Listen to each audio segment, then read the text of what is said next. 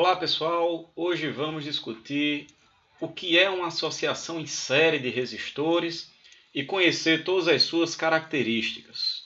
Nós dizemos que resistores estão ligados em série quando a gente tem uma ligação como o da figura, em que temos 3 lâmpadas, de forma que a corrente elétrica tem um único caminho a percorrer.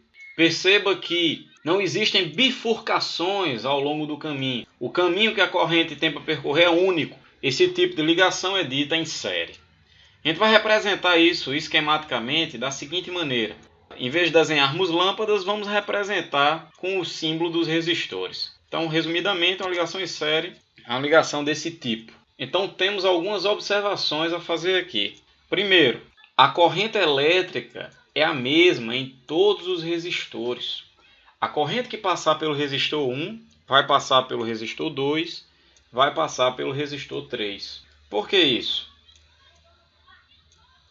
Isso é uma consequência do princípio da conservação das cargas. Como a carga não pode ser criada nem destruída, então a quantidade de corrente que entrar no circuito tem que ser exatamente igual ao que sai. Se saísse do resistor 3 uma corrente menor do que a que está entrando no resistor 1, então a gente destruiu carga no meio do caminho. E se sair uma corrente maior do que entrou, a gente criou carga. Eu não posso nem uma coisa nem outra.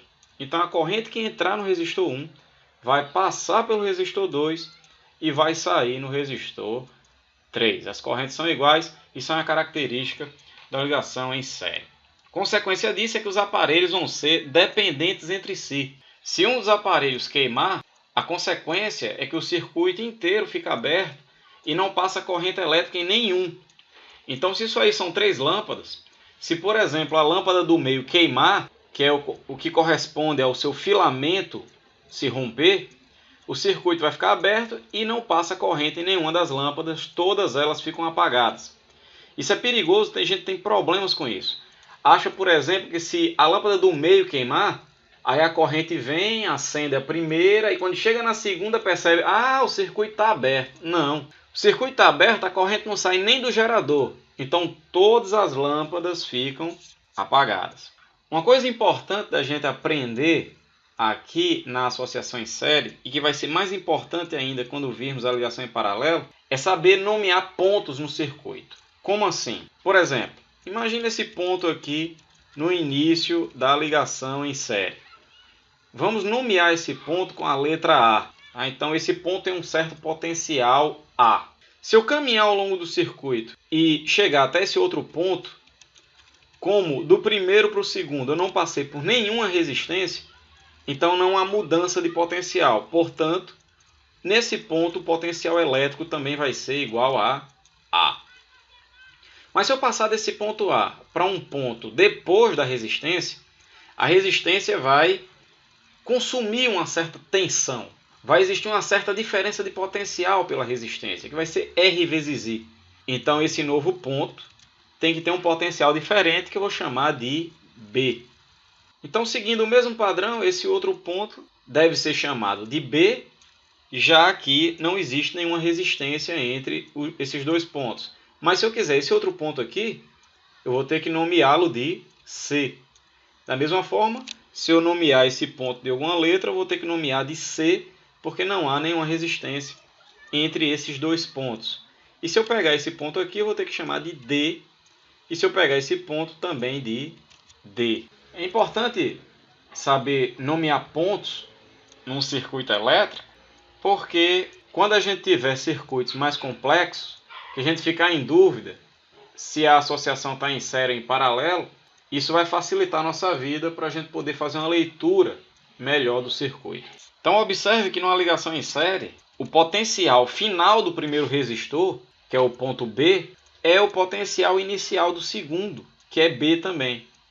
O potencial final do segundo, C, é o potencial inicial do terceiro, que também é C, e assim por diante. Isso é uma característica de uma ligação em série. Sempre que os aparelhos estiverem ligados em série, o potencial final do primeiro é igual ao potencial inicial do segundo, e assim por diante. Então, o nosso objetivo aqui é substituir todas as resistências por apenas uma que se comporte como todas. Isso é o que a gente chama de resistência equivalente. Tá? Se a gente tiver 10 resistores no circuito, a gente vai querer substituir os 10 por apenas um que se comporte como os 10. Então é muito mais fácil trabalhar com uma única resistência do que com as 10 olhar para uma de cada vez. É por isso que se calcula a resistência equivalente do circuito, que é para substituir o circuito inteiro por apenas uma resistência que se comporte como todas. A gente simplifica o problema. Então, como é que eu posso substituir essas três resistências pela minha resistência equivalente? Vamos deduzir essa equação da resistência equivalente. Ora, perceba que vai existir uma tensão na resistência 1, né? Assim como uma DDP também na resistência 2, né? E também uma DDP-U3 na resistência 3. Cada DDP dessa é a resistência vezes a corrente, R vezes I. Então, do princípio da conservação da energia, eu posso dizer que a tensão total fornecida ao circuito deve ser igual à soma das tensões. A tensão total deve ser U1 mais U2 mais U3.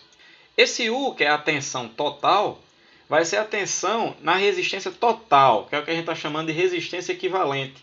Então vai ser a resistência equivalente vezes I. E cada U vai ser o seu R vezes I. Então U1, R1 vezes I1, U2, R2 vezes I2, U3, R3 vezes I3. Mas a gente já tinha visto que a corrente que passa em todas as resistências é a mesma.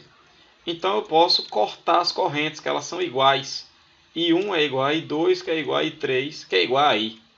Posso cortar. E aí a gente vai chegar que a resistência equivalente na associação em série é simplesmente a soma das resistências. Então aqui a gente tem 3 resistores, mas se eu tivesse N resistores? Bom, a resistência equivalente é a soma das resistências. Então é só fazer a soma das N resistências. R1 mais R2 mais R3 mais quantas resistências tiver. E se os resistores forem idênticos? Se eles forem iguais, as resistências forem as mesmas? Bom, aí vai ficar R mais R mais R, mas quantos R tiver, a gente vai ter simplesmente N vezes R, onde N é o número de resistores. Se eu tiver 2 resistores, vai dar 2R. 3 resistores, 3R. E por aí vai. Então, algumas observações que a gente pode fazer aqui com relação a essa equação da resistência equivalente de uma associação em série, que vai ser a soma das resistências. Nós chegamos à conclusão que quanto mais resistores eu tiver em série, maior vai ser a resistência equivalente. Porque quanto mais resistores em série eu tiver, maior o número de termos que eu vou ter na soma. Então, maior vai ser o resultado. Então, se eu quiser aumentar a resistência equivalente no circuito, basta eu inserir mais resistores em série com esse circuito. Outra coisa importante é que a resistência equivalente vai ser maior do que a maior resistência em série. Por exemplo, se essas 3 resistências aqui, uma fosse 2, outra fosse 3 e outra fosse 5 ohm, a resistência equivalente seria 10 ohm, que é maior do que a maior resistência que eu tinha no circuito, que era 5. Então isso vai acontecer sempre. A resistência equivalente em série é maior do que a maior resistência do circuito, até porque ela é dada pela soma das resistências. Uma questão que é muito comum de aparecer é perguntar, se a gente tiver 3 lâmpadas em série, qual delas é que vai ter brilho maior. Então, para responder isso, basta a gente olhar essa equação da potência. Por que eu vou me preocupar com essa equação? Porque quando se fala em brilho da lâmpada, a primeira coisa que você deve se perguntar é a potência dessa lâmpada. Qual lâmpada que tem uma potência maior é a que vai ter o maior brilho? Nós sabemos que como essas lâmpadas estão ligadas em série, então a corrente elétrica em todas é a mesma. Por isso, aquela que tiver maior resistência, consequentemente, vai ter maior potência. Tá? Então, na associação em série, a lâmpada com maior resistência tem maior brilho, tem maior potência. Porque o P e o R nessa equação são diretamente proporcionais. E se as lâmpadas forem iguais? Ora, se as lâmpadas forem iguais, todas vão ter a mesma resistência. Se em todas passa a mesma corrente, então também todas vão ter a mesma potência. O I vai ser o mesmo em todos, o R é o mesmo porque as lâmpadas são idênticas, então o P vai ser o mesmo para todos. Então, se for lâmpadas iguais em série, todas terão o mesmo brilho. Outra questão que é comum de aparecer é perguntar qual das lâmpadas está submetida a uma tensão maior. Ora, aí você vai usar a primeira lei de Ohm. U é igual a R vezes Z. Então você sabe que em todas a corrente vai ser a mesma. Então aquela que tiver maior resistência vai estar submetida a maior tensão. Tá? Então a maior DDP vai existir sobre a lâmpada em série com maior resistência elétrica. Obviamente, se as lâmpadas forem iguais, além de ter a mesma corrente, vai ter também a mesma resistência. Então, consequentemente, elas têm a mesma tensão. Então, lâmpadas em série iguais estão todas submetidas à mesma DDP.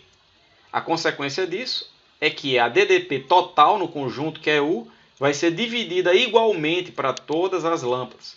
Então, o Uzinho em cada lâmpada, a tensão em cada lâmpada, vai ser o U total dividido pelo número de resistores. Então, o resumo da aula de hoje. As lâmpadas ou resistores vão estar em série quando a gente tiver uma associação desse tipo.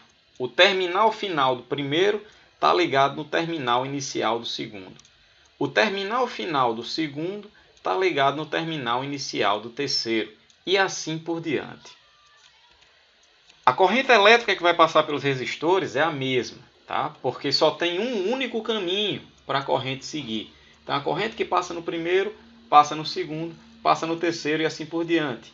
Isso é uma consequência do princípio da conservação das cargas. Letra B. Os aparelhos vão ser dependentes entre si. Se um queimar, todos ficam apagados. Tá? É o que acontece, por exemplo, em lâmpadas na árvore de Natal. Quando as lâmpadas estão brilhando e de repente um conjunto de lâmpadas para de piscar. É porque de repente uma daquelas lâmpadas queimou. E aí abre o circuito, a corrente não passa mais em nenhuma delas. Então, um conjunto de lâmpadas daquele de árvore de Natal é ligado em série. A resistência equivalente de uma associação em série é a soma das resistências. A tensão total é a soma das tensões em cada uma das resistências. Tá? Isso é uma consequência do princípio da conservação da energia. A tensão total fornecida tem que ser igual à soma das tensões consumidas. Porque se for consumido mais do que foi fornecido, você criou energia. E se for consumido menos do que foi fornecido, você destruiu energia. A lâmpada com maior brilho é a que tem maior resistência. A lâmpada com maior tensão é a que tem maior resistência. E quando os resistores forem iguais, duas coisas. Primeiro, a resistência equivalente vai ser o número de resistores vezes a resistência de cada um. E a tensão total é dividida igualmente em cada resistor. Ok, pessoal? Então a nossa aula de hoje é isso. Se você gostou, dê um joinha e até a próxima aula. Valeu, pessoal!